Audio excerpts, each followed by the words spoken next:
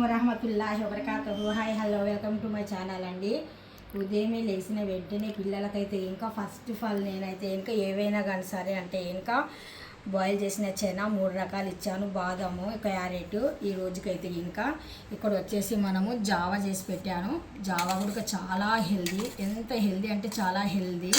ఇక్కడ వచ్చేసి పల్లి అయితే రెడీ చేశాను. అంటే ఇంకా కొంతమంది అలా తింటారు, కొంతమంది ఇలా తింటారు మా ఇంట్లో, అందుకనేసి ఇన్ని రకాల కుకింగ్ అయితే చేశాను. మార్నింగ్ లేచిన వెంటనే చూస్తున్నారు కదా. ఆ తర్వాత ఎగ్ బాయిల్ అంటే ఇంకా ఎగ్ బాయిల్ చేసేసి దాని మీద కొద్దిగా మిరియాల పొడి, 2 మిర్చి పౌడర్ కూడా కొద్దిగా జల్లాను.